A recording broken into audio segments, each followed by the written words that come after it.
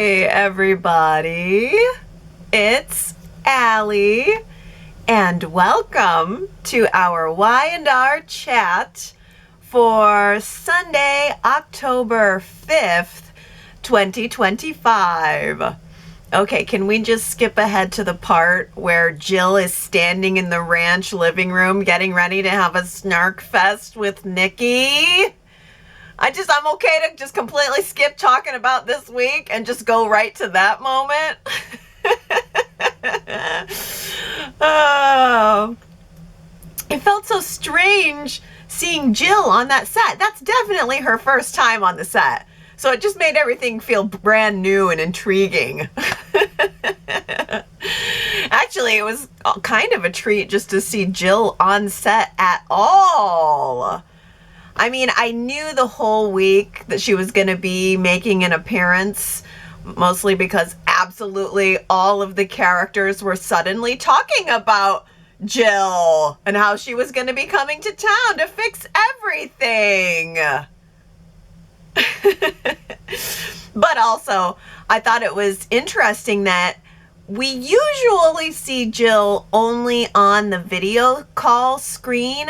We don't usually see the context of the scene around her. Like, we're not usually in the room she's in. So even though Y&R did do some video call scenes with Jill this week, they filmed it like we were in the room with her. And also, at the same time, being in the room with the character who she was talking to. So it was interesting and different. And I think that actually did set the stage, did create some anticipation for Jill's dramatic entrance aboard the Kane train. I'm just imagining Jill being like, I have to like board a train right now. Was there someone there to help boost her up? So elaborate. Just what I come to expect from our town's billionaires. But, okay, is it me or did anyone else kind of come around to a fuller understanding about Billy's feelings toward his mother, and specifically his resentment toward his mother? Because Jill was standing there with her, quote, two sons, one biological, one sort of adopted, sort of. I mean, as an adult, she just decided, Kane's like a son to me, even though he lied to me and pretended to be my other son. She's standing there with both Billy and Kane, and in the end, Billy was very honest with her. In fact, I was like, go, Billy, go, Billy, go, because he was busting Kane out on everything he's been doing since he came to town. And yet in the end, Billy was the one who ended up storming away with nothing. And Kane received all of this acceptance and even this warm hug from Jill. I mean, it really did feel like she was playing favorites. I don't know if anybody else sort of had that feeling coming away from it or not, but I'm looking at her and the way she's interacting with Kane, and the way she was acting was like, oh, Kane, you poor baby. You're so lonely. Is that why you're acting out? Is that why you created a weapon of mass destruction? Come here. Give Mama a hug. Wasn't it just so bizarre this week to see Jack Abbott standing in Victor Newman's office and Victor Newman sitting in Jack Abbott's living room? I don't know which one was weirder, but I'm like, what's going on here? Did hell freeze over? It just doesn't feel right. But yet it was so visually striking. It was immediately when I saw Jack in the office and then again Victor walk through the Abbott door, I was like, oh. Let me pay my extra close attention. And then in the office scene, Michael was there too. So we had these three powerhouse lead actors in Victor's office, blah, blah, blah, and about Kane. I mean, I have so honestly lost interest in the speculation about what Kane's going to do, when he's going to do it. I couldn't even listen to what they were arguing about. I was just enjoying the three guys being in a scene together. And I also really enjoyed that after that scene, Jack went back to his office and called Victor on the cell phone just to follow up with him. I just love the idea that these two guys were sitting at their separate desks in two separate skyscrapers, chatting with each other on the cell phone. So what are you doing? What are you up to? What's new? You know, they should do that more often. Chitty chatting. They should do a podcast. Victor and Jack should do a podcast. Yeah, and then the very next day, Victor showed up at the Abbott Mansion door, I'm sure admiring the remodel. Has he ever been in there before? He certainly hasn't sat down before. I'm sure Victor was secretly judging Jack's pink couch. I'm surprised Diane didn't float into the scene to remind everyone that it's Italian velvet. Yeah, it's pink, but it's Italian velvet. And also, I thought it was funny that Jack offered Victor a drink, but apparently Jack's single malt was not good enough for Victor.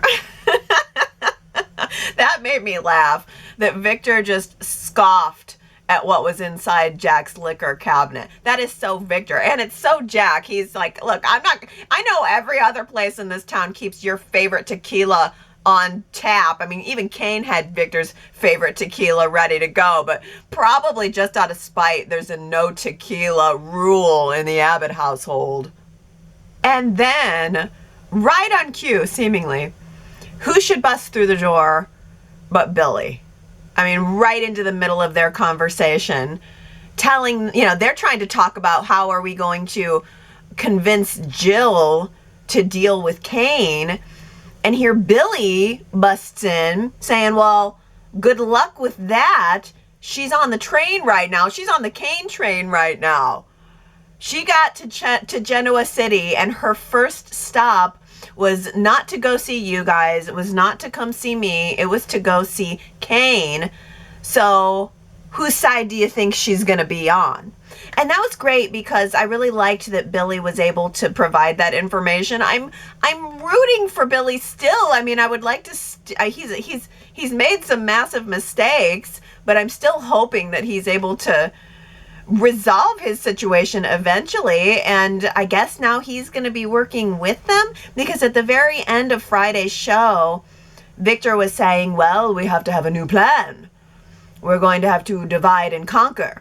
So I guess that means that, well, all of them are going to have continued scenes with Jill, which is really fun and something to look forward to for next week. Oh, and by the way, in those previews for next week, Victor was bringing Victoria up to speed, and he was telling her something like, oh, this is only phase one.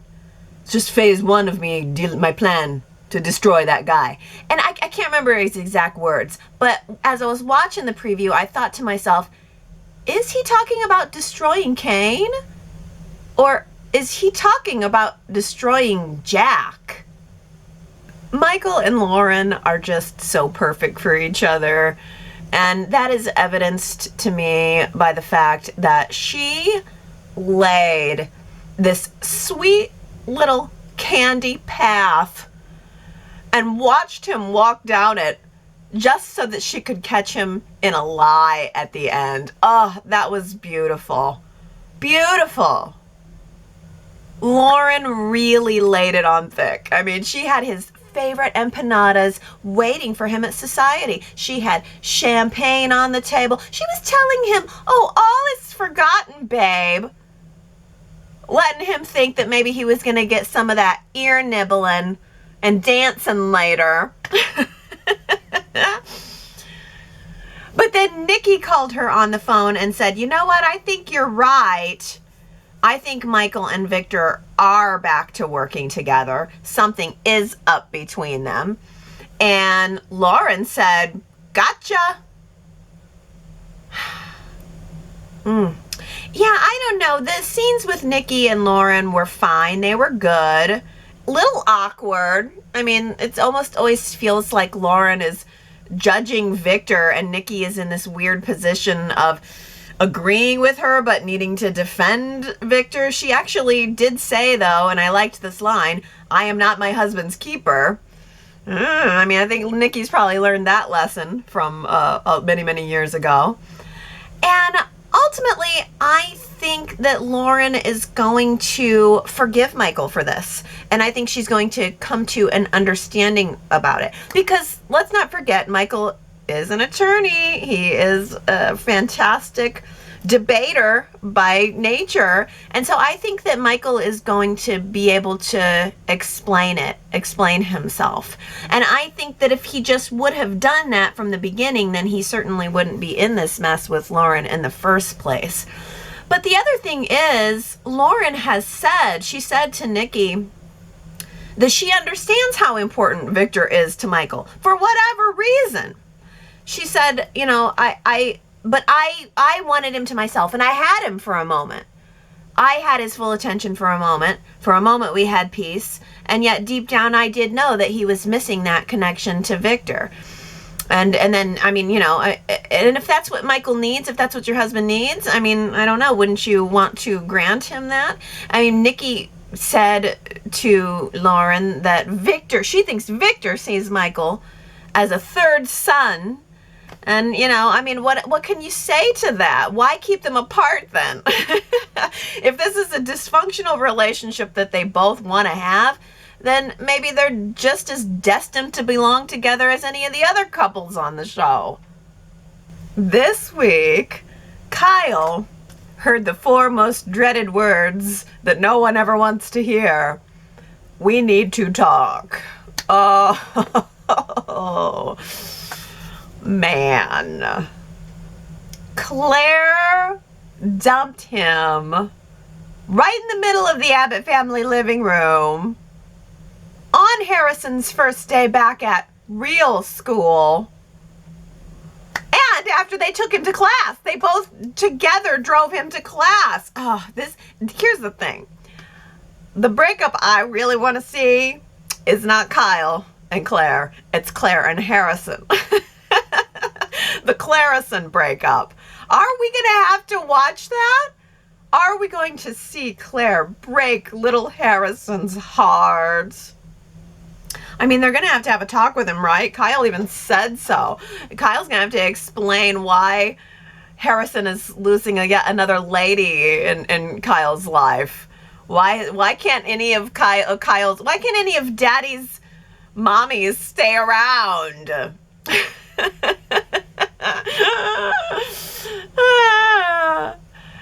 Oh, yeah. I think this is where Harrison learns that lesson. Don't get too attached to any of Dad's ladies because none of them are going to be around for too long. Sorry, kid, but that is the show you're living in. Reality check. Well, on the plus side, I don't think that Claire is going to be available to have that conversation with Harrison because she is going to be out of town.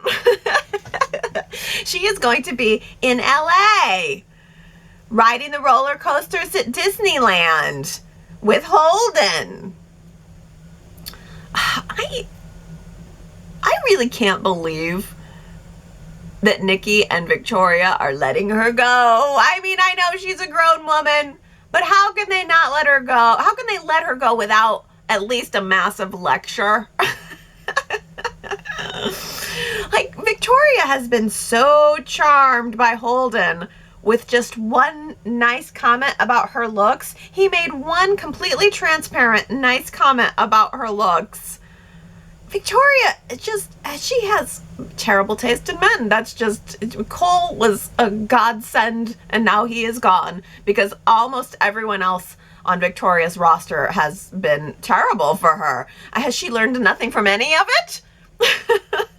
She should really have smelled Holden's stink from a mile away. But instead, Victoria was like, oh, you want to break up with Kyle and then go on a fun vacation with this slick new guy? Sure. Why not? Go knock yourself out. I mean, Nikki should at least have said something. I guess I do appreciate, if they had been harping on her, maybe I would have been mad, because I do appreciate Nikki and Victoria accepting this new carpe diem outlook on life from Claire, because I actually do love it, and I'm happy that she's making this mistake. But make no mistake, I know better. I mean, I don't know. I just would have thought that Nikki and Victoria would have been a little more suspicious. The second that Claire left them alone, Victoria did mention that Holden has a couple of strikes against him, that he has ties to Kane and to Audra. And so both of them realize that he is not some sticky sweet forever love kind of guy. But then at the end of the day, I guess they just decided to step back and not do anything to stop her. And, I suppose they know that, that saying anything to her wouldn't work anyway. She's going to do what she's going to do. I mean, if she's going to go on a reboundcation with Holden, then that's exactly what she's going to do. And Kyle is certainly not going to be the one to stop her either. Ooh. Okay, I think Kyle is right, ultimately. I think Claire is probably making a mistake. Because, the second Claire broke up with Kyle, she ran right to the park, and with tears in her eyes and a smile on her face, she called Holden and told him that she wanted to go to LA. So, I feel like Kyle does see what's really going on here, and I love that he called it out. They had a huge blow up at Chancellor Park over it. It was loud and big, and I loved that Kyle had this clarity about Holden that Claire either doesn't want to see or just is okay with and is accepting of, because Kyle said, so, has Holden said anything to you? Has he mentioned to you that he has feelings for you? Maybe he's got the feelings, but he's holding them back. See, I feel like, what was it we said last week? It was Diane that said it about Audra. Game recognizes game. And I think that from one guy to another, Kyle recognizes Holden's game. I think Kyle realizes that Holden is trying to appear gentlemanly. But in reality, Claire is just a little buggy uggy crawling right into the spider's web. I do like it. I do like it. But I also think that although everything that Kyle said I think was technically correct, he went about it in the wrong way. He decided to confront her in the park loudly. And, it's all coming from an emotional place. I get it. Kyle is heartbroken. And I think he really thought that he was going to be able to fix this. I think he really thought Claire was going to come back to him eventually, that he could just, propose to her, or Mrs. Martinez's omelets, or, whatever he was going to do. I think he thought she was going to come back easier than she is, which is not at all. And now he looks at Claire, and I think he doesn't recognize her. I think that the Claire that Kyle fell in love with was very different. I think that Claire was more trusting of him. She said she never had a boyfriend before, and I think Kyle enjoyed being her first. I think Kyle enjoyed having that little bit of power in the relationship. And now she is just casting that aside. She is saying, nobody has got power over me. I am going to do what I want to do. And I trust her to make this bad decision. I fully support this bad decision. I mean, I don't know that I think she's entirely blind to the fact that Holden is smooth. I mean, you would have to see that. I think at the end of the day, she just wants him. She just wants him. The heart wants what the heart wants, and so does the body. And that's okay. That's totally okay with me. But Kyle shot himself in the foot with that argument because Claire walked away saying, I wonder if you'll ever know how much damage you did today. And then she went to Crimson Lights and had a coffee malfunction. Can we just talk about the coffee malfunction for a second? Claire went to drink the coffee, spilled the coffee, then instead of just cleaning up the coffee, she decided to bring her hands up to her face and hair for this dramatic moment, and she just ended up rubbing the coffee all over her face. It just magnified the problem. She went from having a coffee spill to having a coffee facial. Audra overheard that argument in the park between Kyle and Claire, and oh, wasn't Audra happy to swoop in and rub his nose in it. Oh, do you have an open wound? Well, let me just rub some salt into that. I mean, I am wearing a beautiful white salty dress, so I'll just take care of that for you. Oh, guys, I loved the moment when it dawned on Audra that Claire and Kyle had broken up, and that meant she was successful after all. I mean, for someone who has lost everything, that was one little consolation prize, knowing that she was successful, her plan worked. And she told Kyle that maybe she might just go ahead and cash that check at the Bank of Victor. Uh-huh.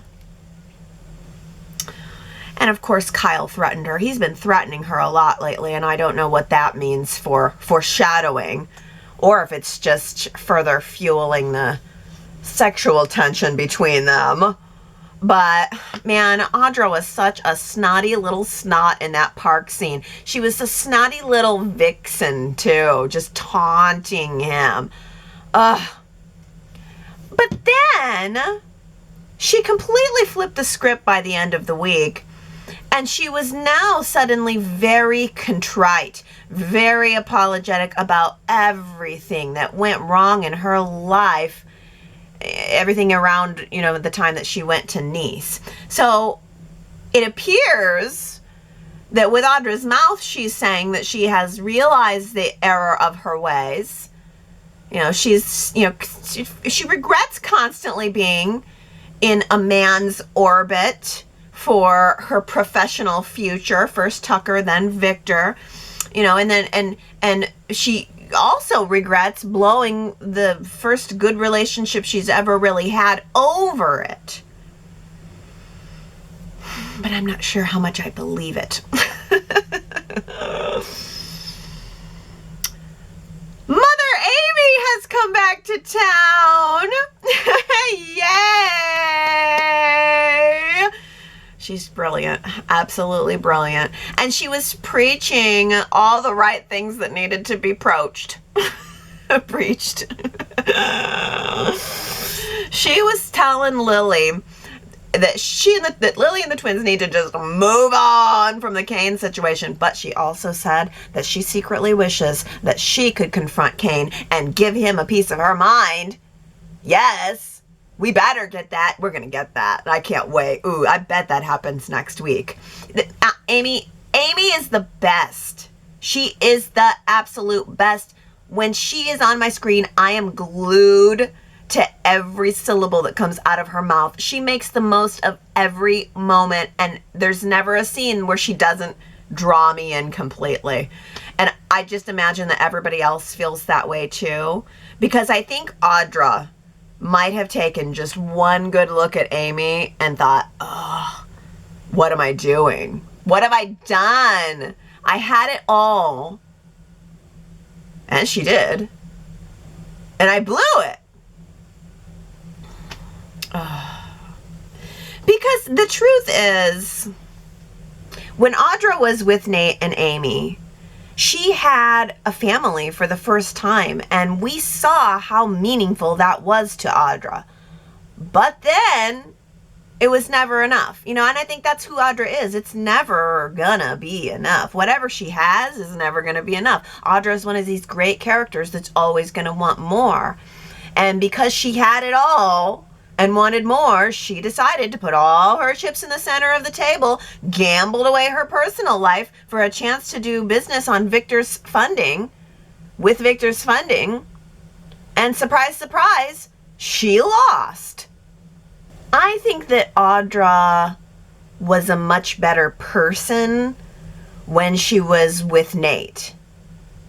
But I also think that Audra is a much more interesting soap opera character with them broken up. But she's trying to get back together. She put some real effort in this week. She asked Nate if they could have a private talk at the lookout point at night with her glowing under the moon with her white dress looking gorgeous.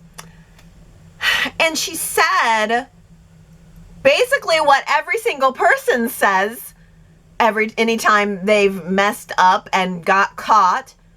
She said, "I'm not that person anymore." It's been a whole month since I've done anything shady. I'm different now. And Nate said, "Well, yeah, okay. Well, if you're different now, you know what? I'm different too. And I can't look at you the same way. I don't see you the same way that I did." And frankly, I can't decide if I want Nate and Audra to get back together. I'm of two minds about it. Because there's a lot of negative there. Like, I'm not sure I believe Audra wants Nate back. But I'm not sure I really believe in Audra's love for Nate. I mean, they didn't have I love yous yet or whatever, but I'm just not sure I believe it's there. I think, yes, this is it. I think Audra loves who she is when she is with Nate. But, I mean, I think Audra sees the relationship with Nate as a way to validate her own character, as a way to validate her own worth. Like, if Nate takes her back right now, then Audra can feel like maybe she's not so terrible after all. But I'm not sure that if he does take her back, it's going to lead to some deep love, deep romance. I never really was feeling the deep love, deep romance potential for them. But on the plus side, it's what Mother Amy wants. And so I feel obligated to want what she wants. And then also, Nate seems to have a new mustache. And I feel like if he doesn't get back together with Audra, then I don't know what else he's going to do. And I don't want to waste a good mustache. Our Sally Spectra really chooses to surround herself with some similar people, because she really always seems to put herself into these kinds of situations. And it's interesting, don't you think? Audra gambled her personal life for her career and lost. And Billy did the exact same thing, and Sally's stuck right in the middle of them. The two situations are remarkably similar, and Sally's just right there dealing with both of them. Sally is being a great friend. I mean, she's being a great girlfriend and great friend, totally supportive. But I will tell you this, putting any kind of faith and trust into a career partnership with Sally never works out in your favor. Just ask Chloe, just ask Marchetti. She is unreliable. And yet at the same time, I was totally on board with Audra's let's not count on a man for our career plan. I'm annoyed that Sally's trying to save Abbott Communications. She really has not learned her lesson. She really needed to team up with Audra and start something new. Like, they were discussing that last week, and then this week she's like, no, change of plans. Sally is unstable in her career. Stable in her Well, I don't know. Her decision making to go back to Billy is bad too. So I don't know. I was annoyed that Sally had the bright idea to save the day, that she was going to call Jill to ask Jill for funding since Jack is officially standing his ground and refusing to fund Billy's, so-called businesses, which really always only lead to some form of revenge. So that was the theme of the week, though. Everybody's hoping that Jill is going to save the day, Sally included. And Jill was very flattered. She was very flattered Sally handled Jill in exactly the same way. Sally handled Jill in the way that Holden handled Victoria. When Jill said, I wasn't sure before what my son saw in you, but now I think I see it. For a second, I thought, dang, is she hitting on her? This week, Tessa and Daniel had a meeting with Sharon to bring her up to speed on the plan to investigate Mariah's hotel stay and uncover the truth about what really happened. And I was excited. And then in the previews, Tessa and Daniel are already back at the coffee house saying, yes, they found something out. Gee, would it have been too much to ask to maybe let us see some of that action after all the waiting we've been doing? I got excited thinking that we were actually going to see Tessa and Daniel maybe sleuthing through the town, or at least showing up in the hotel room, discovering a trail of pillows or something. I don't know what evidence there is to be found. But we didn't get that. That did not happen. Oh well, I guess we'll just keep waiting. Moving on, nothing to see here.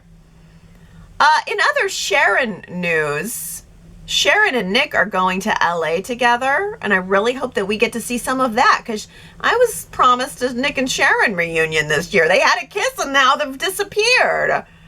I hope that them going to LA is not just an excuse to keep them off screen. I would like to really see Nick and Sharon. Apparently they're going to LA though because Noah is opening his new club in LA, and Noah wants Nick's advice on the business because Nick's clubs were so successful. The underground burned to the ground and then rebuilt precisely as it was before. I don't know if he really wants his father's advice. Let's hope Noah has better luck. Mistakes change us if we are willing to learn from them. Who do you think had that little bit of wisdom for the week? Mistakes change us if we are willing to learn from them. Wow. If you want to find out who said that, you should go to yrchat.com and find out. Also at yrchat.com are our polls, our weekly YNR chat polls. Last week I asked you guys, does Kane even have an AI super weapon, or is he bluffing?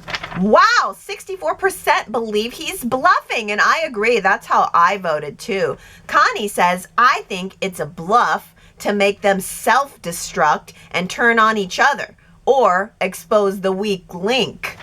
Agreed. But T. Nicole says, I vote yes, he does have the weapon, but it was close for me.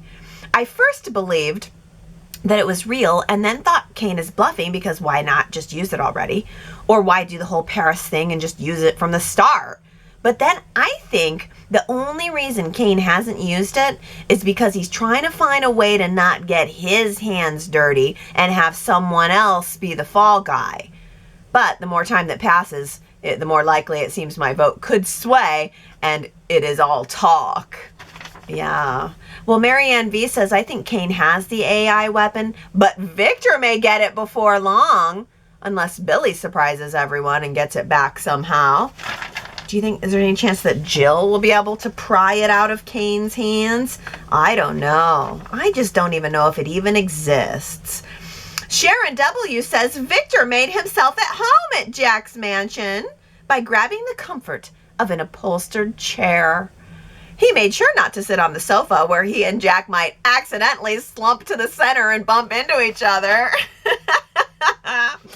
It would have been the best screen cap ever if it was just Victor and Jack sitting on the pink couch close together. That would have been a screen cap of the week. Well, Diana says Kyle needs to play hard to get a little. He's trying too hard, as Claire said. That's a big turnoff. He's coming across as desperate and wimpy, which no girl would find attractive. Kyle needs to make Claire want him, not beg her to want him. That's his mistake. Kyle needs to make Claire jealous. She was much more interested in Kyle when Audra was after him, as well as Summer. Now Kyle doesn't have anybody chasing after him as Summer's gone. Audra's done with him for the time being. Kyle's not leaving any challenges in his relationship with Claire. He's just out there like a lost puppy begging. Ooh, Diana, that is such a good point. You're right. It's like he's just begging for scraps and he's not presenting any challenge. That's a really great perspective. And I missed you, Diana. I was wondering where you went. I was thinking, should I say something or what? Where did Diana go? But I'm glad you're doing well. You're just very busy. And that's a great comment. Please come back. Give us a little something every week if you have the time, because I sure did miss you. I sure did miss you and your perspective.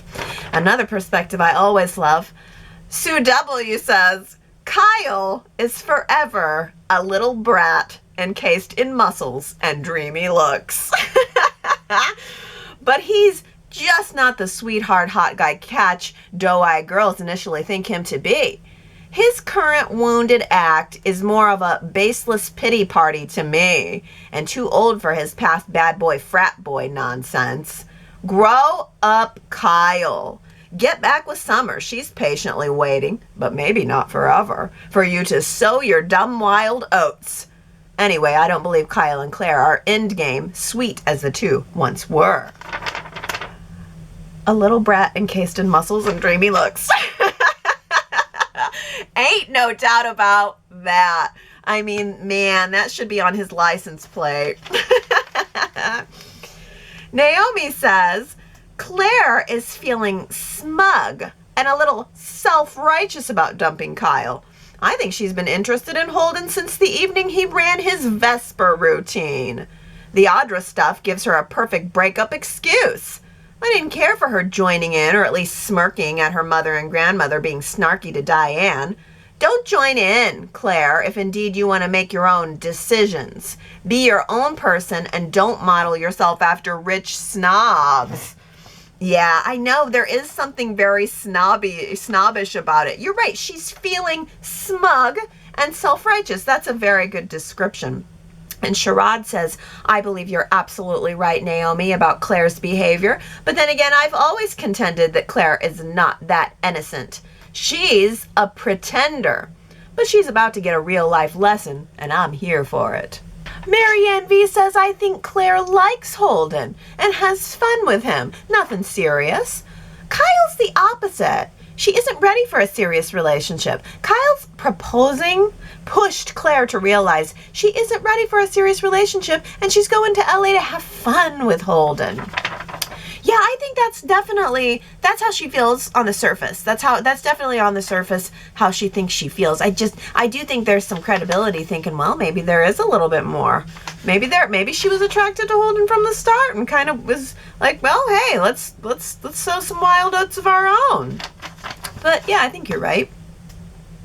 Ron says, I might be in the minority on all this, but I love the Claire-Kyle breakup convo. Claire said exactly what I had been thinking all along, and Kyle should have known. Claire was too inexperienced to be thinking her first relationship would end up in a successful long-term relationship, at least on the first go-around. Kyle was trying too hard to make it work. I look forward to seeing how things develop with Holden. Yeah, I mean, let's see. I really like Kyle and Claire together. I could see them as endgame. But I'm all for a fun jaunt with Holden. I think I'd like to see Kyle and Claire together again one day. I don't know. He is, it's hard now to not see him as just encased a dreamy, dreamy body and muscles encased, in a brat. T. Nicole says, I fully understand Claire's reasoning for her breakup with Kyle, and if she found herself pushing him away, then it was probably the right decision for this time. I also understand Kyle's anger and his emotions toward the breakup. I love Jack in this as saying he'll always be on his son's side, but as his father, and can find understanding in expressing why Claire made the decision she did. Diane, on the other hand, is full of mother bear and needs to go straight to the defensive towards any woman who dares hurt her baby boy, and felt the reactions toward Claire was a little bit much. Yeah, I did like that conversation with Jack too, by the way. Kyle was very defensive. Like the second Jack said, well, she might have a point. Yeah, Kyle was not having it. He jumped to, well, whose side are you on? But I thought Jack handled that very honestly and very gentlemanly and very well. T. Nicole also asks, how would Victor feel about Claire and Holden? I keep wondering if he would prefer Claire with Kyle or Holden at this point. I mean, what happened to Kane telling Holden he's supposed to get to know that list of people? I mean, Claire was on it, so is he not also doing a job? It's a hard job, but somebody's got to do it. And yeah, what's Victor going to think about all that? Maybe he wishes Kyle and Claire would have stayed together once he meets Holden. Ooh, Calmness says, the more Y&R tries to sell us on the Lily and the twins feeling betrayed story, the less interested I am. I don't see what the big deal is. I mean, are those college grads really crying on the phone every night with their mom? And Lily really needs to move on. SOS, Y&R, you can still save Lily before we are all done with her. I know. I wonder if Y&R is just buying time until Crystal Khalil has her baby and comes back, because it does almost seem like, I wonder if they were about to start a story and then that kind of happened and now they have to work around it. I'm not sure, but I agree about moving on, and I appreciate that Mother Amy was able to deliver that message to Lily about moving on. Connie says, hip hip hooray! Amy is back, and just in time to help put Lily in check over this ridiculous claim that her kids were irrevocably harmed by the Kane Dumas business deception. I so appreciated how Amy didn't judge. She just carefully acknowledged her past deceptions, demonstrating that good people lie or make mistakes, and accountability is not lost because you chose the healing power of forgiveness. Such a great moment that ties in to her physical, emotional, and spiritual healing journey. I love her. Connie, yes, you and me both. I know. And we got to give credit to Y&R, because Y&R is giving her the good material. I mean, Valerie Pettiford is delivering, but Y&R is giving her the material to deliver. So thank you to both. Victoria says, call me shocked twice today. Amy Lewis was on my screen. What a welcome relief. She brought wisdom and a beat down for Kane. Please, Y&R, make Kane accountable and show us this scene with Amy. My second shock was an honest Audra. Audra, after coaxing from Sally, laid her heart bare about how much she screwed up and Mrs. Nate. I actually felt for her. But will Audra's sharp tongue take over? Just the right question from Nate, and Audra's heartfelt apology will go to the wayside. Yeah, you know what? First of all, yes, about those two shocks. I was not expecting to see Amy, because after they blew off yet another meeting with Tracy, I thought, well, I guess we're done with her. But we need that resolution. We need to see this. So they did the right thing by bringing her back. And you make another good point. Audra and Nate broke up very quickly. She kind of broke up with him so that he couldn't break up with her. And I was not expecting her to turn around and say that she was sorry. So that was it was a shocker also. Russell says, I loved that Amy brought the extras to life as she was people watching. That lady was upset with her brother-in-law. It would have been fun to have a random staff go through with the extras, to have random stuff go on with the extras that our characters could react in the moment to.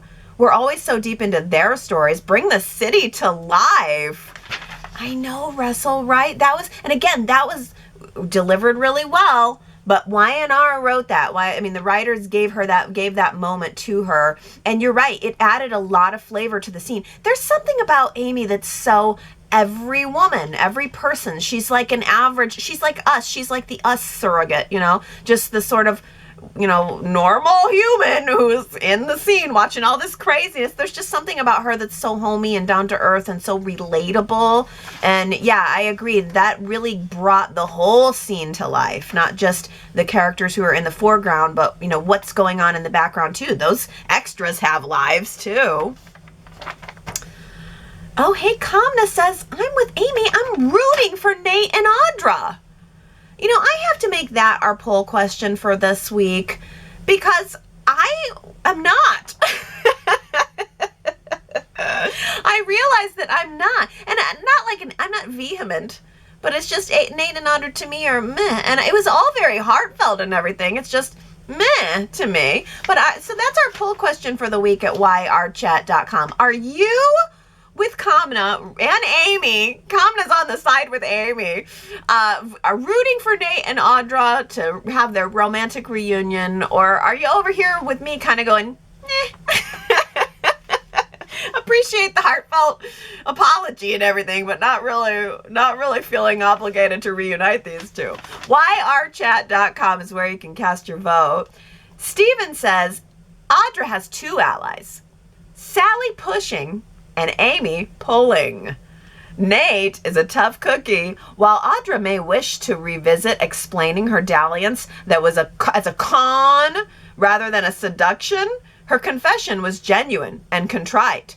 But warming the ice water that's flowing in Nate's veins needs more. Amy may just be able to add the required heat. Go Audra. I loved that she reframed the whole thing as a con. It was so explainable. Like, oh, it wasn't a dalliance. It was a con. Oh, okay. Then all is forgiven.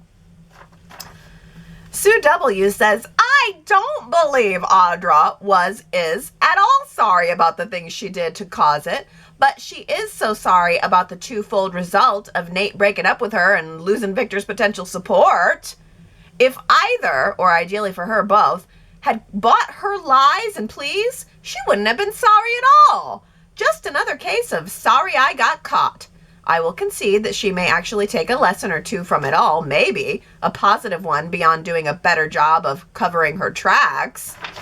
Sue W, you and me both. I love Audra, 100%. I love Audra, but I think you're right. She's more sorry that she got caught, and if everything had gone her way and she was running Vibranti right now,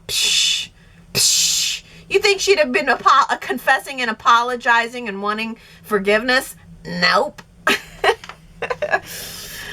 Gary says, the one saving grace of Audra is that she does love Mama Amy. And Amy needs a child to mother.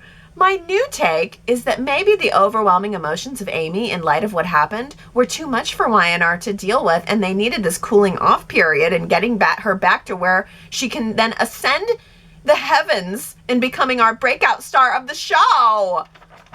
Dream big, chatters. Yeah, I don't know why they chose. I really feel like they were done. I think they decided to be done with Damien and Amy and all of it. And then they heard how much we love Amy. And then they brought her back. That's what I think happened.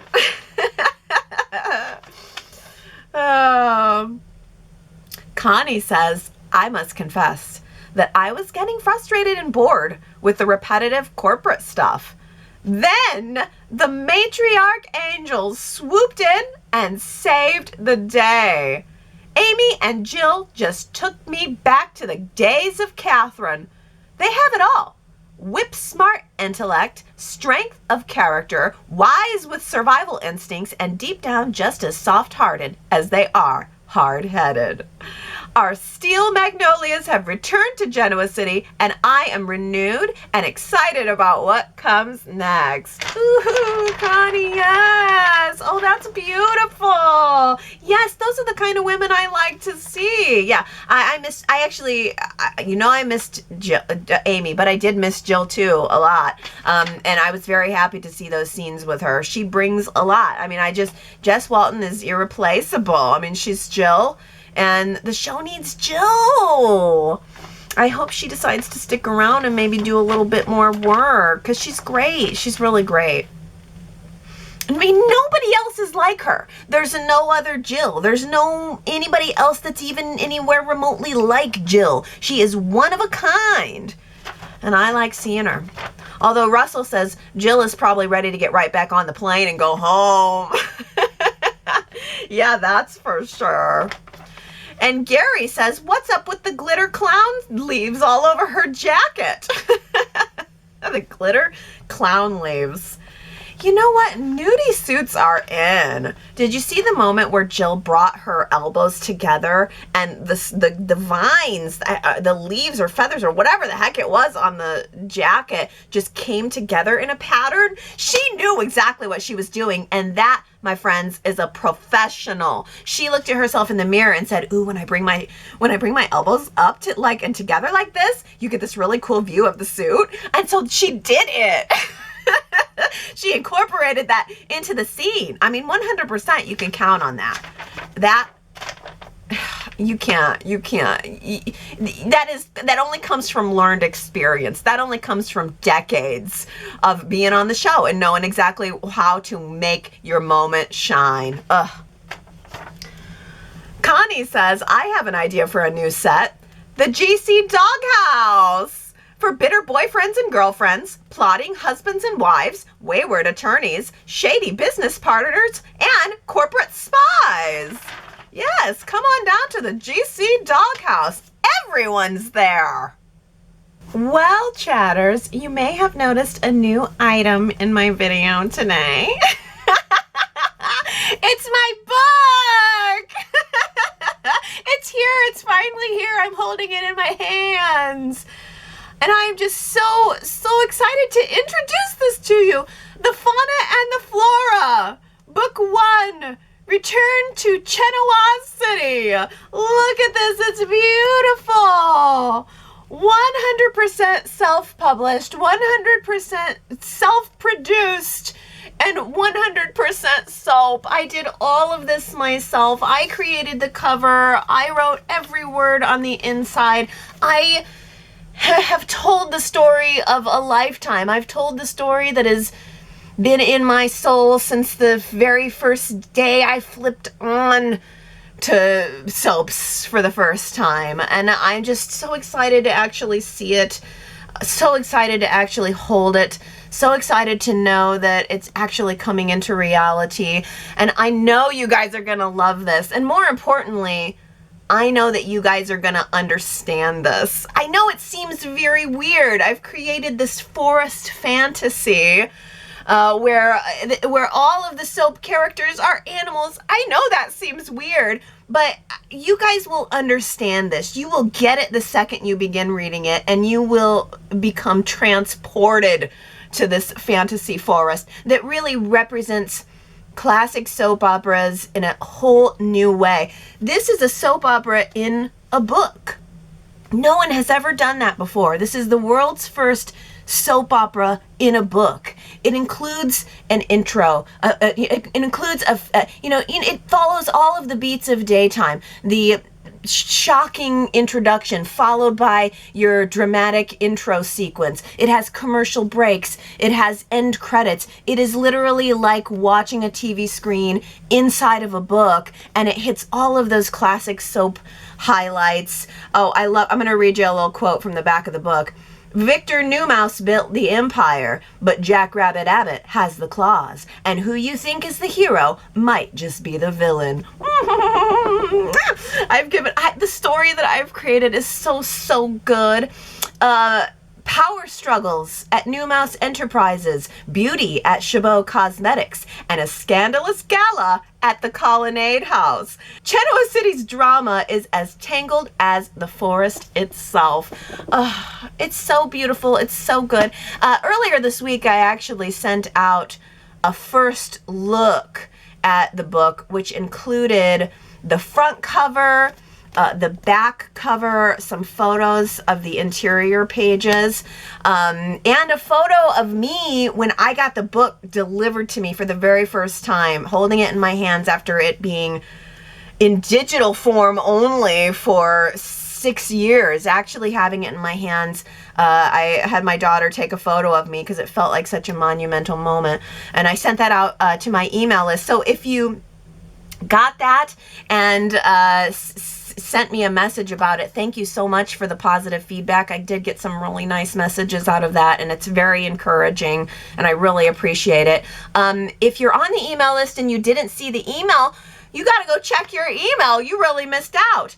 And if you are not on the email list, then I am sorry that you missed that, because it was a really good one, and maybe now would be a good time for you to hop on if you're interested, because the next update that I send is going to have samples of the story itself. It's going, I'm going to send out an audio sample and a physical, an ebook type sample, and I'm also going to work on putting together a trailer. So if you want to be the first to hear that, see that, go to yrchat.com/storylines and you can sign up. I am going to have so much good, cool stuff coming out around this book, and not only just reading the book, but discussing it afterwards. I'm going to have a whole new YouTube channel for all of that, whole new podcast for all of that, and just having a chance to really dig in deep on a story that I know so intimately and that just came from me. And it would be such an honor to have you guys read it and commenting on it and critiquing it and getting into the characters and the sets and just talking about something that I created in the way that we talk about Y&R. That would be very exciting for me, because it's been 6 years of me working on this book quietly, and now it's finally coming to light. It's a real dream come true, and yeah, I'm just really excited. Okay, well, I think that's a Y&R chat for this week. Until next week, I love you guys, and I will see you next time. Thank you. Bye.